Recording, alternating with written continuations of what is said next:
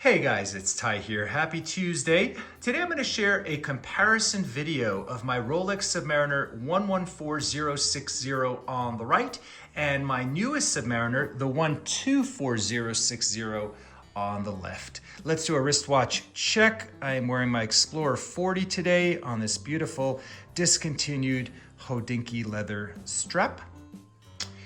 So guys, a little bit of context. I've been asked for this video by a couple of good friends of the channel. And so I'd like to do more of kind of a collector's comparison, not necessarily going through all of the specs and all of the differences. But if you're interested in one or both of these watches in your collection, I'd like to share what it's like to have them and wear them and just kind of the subtle differences. We're gonna do an external difference and an internal difference, which means the movement. But first, let's talk a little bit about history. So I purchased this watch in August of 2018. This has been a mainstay in my collection for the last 7 years. It's not going anywhere. It'll be with me forever. My wife actually usually wears this on a black rubber strap, which looks really great and fits her wrist well, a little bit smaller than on the bracelet. But I have so many memories with this watch, guys. I mean, this is the first watch I ever bought at an authorized dealer, Rolex or otherwise. And I've traveled with it. I've gone hiking with it. I've camped with it. It's really just really an amazing timepiece. So if you're interested in the older version, I say just go for it. It's really amazing. The newer Submariner I've only had for about, I bought it in February of this year, so just a few months. And I love it. I absolutely love it. It is different than the older version. It has a different feel. It has a different look, I think. So we'll talk a little bit about, again, like I said, just a basic kind of external difference and one that has to do with the movement. So let's get both of them side by side right there, just so you can see just externally. So the older version is a 40 millimeter case. I measure this at 40.2 millimeters. The newer version is said to be 41 millimeters. I measured it at 40.6 millimeters. So really it's just less than a half a millimeter difference in terms of case diameter.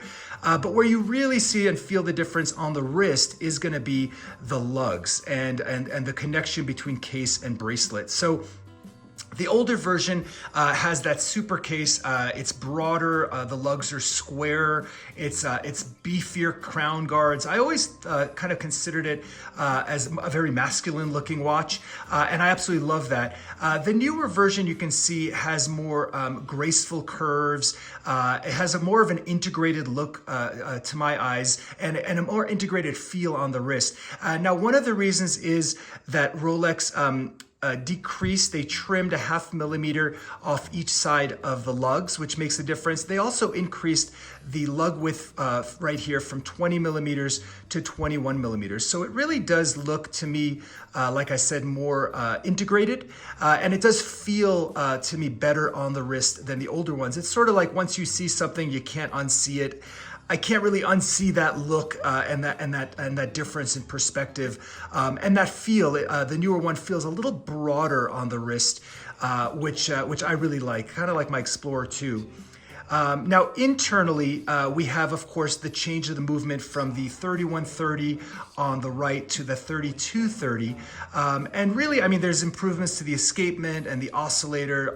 We know Rolex does these sort of incremental changes that do make a difference. The biggest difference in terms of, as a collector is going to be the power reserve. So the older version has a 48-hour power reserve. The newer one has a 70-hour power reserve. So you're getting almost 50% more running time when the watch sits idle. And for me, I change my watches daily, and I will put this down, either one of them down for the weekend and pick it up on Monday morning before work.